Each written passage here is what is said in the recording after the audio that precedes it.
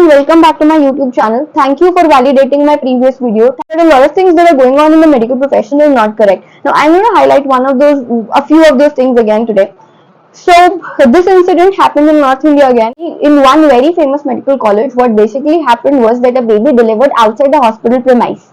And because of that, the PG residents were rusticated. Now let me explain why such things happen. Why do people deliver or die outside the doors of government medical colleges? There are basically two reasons for that. One is, let me tell you the kind of people who come to these medical colleges. They come to the hospital when their relative is just about to die or when their wife is in active labor. Before that, they don't think that it's important to go to the hospital. So most of the times, they do not give us any window to help them. You know about Dr. Vandana, right? I hope you guys have not forgotten about her. There was a psychiatry patient who stabbed her multiple times in the middle of the night. So you can only imagine the kind of patients who come to these government hospitals. It was one very good thing that I liked about the place. I used to feel very safe because of that. Now, so one thing is the kind of crowd that comes to the government hospital is not very well aware of the kind of condition that they have and also about when they should come to the hospital.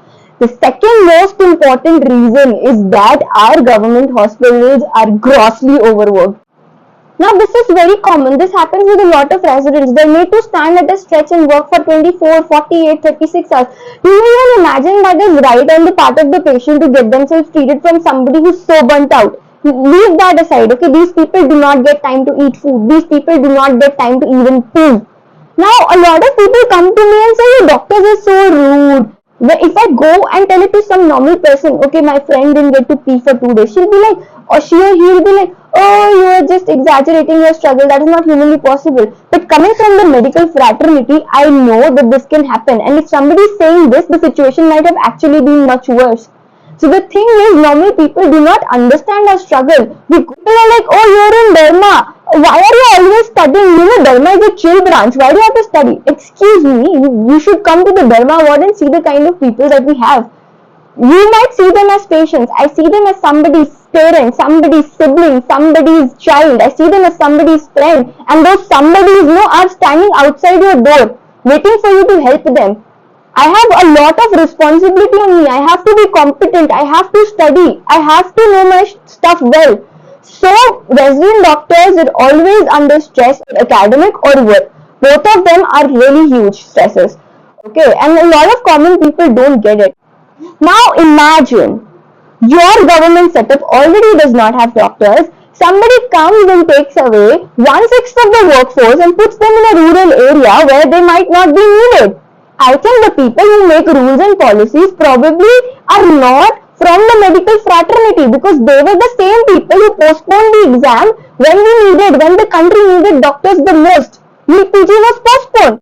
So let me tell you about something called DRP. Okay, this has been recently introduced. So some PG students from the government setup are taken and put into peripheral rural areas. I have talked to almost everybody across the country. Okay, last year me and my friend Neil, we were trying to file a complaint also against this. But the fact is, the rural areas where they've been posted, the doctors were not required as much as they are needed in the high alert government setup. Most of the states make their PGs stay back for 1, 2, 3 years after their PG so that the rural areas can be taken care of. Now most of the states have their rural areas taken care of. Probably when the rule was made, this wasn't taken into account. I had the best experience of my life during my DRP. I'll be honest. The hospital where I was working, there were facilities. I was treated like a human being for the first time. I did not have any exam to look forward to. I had the weekends to myself and stuff.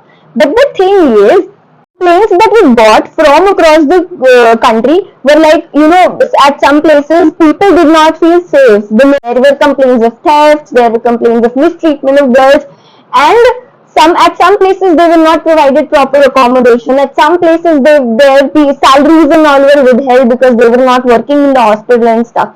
Nobody cares. Nobody listens to these complaints. Nobody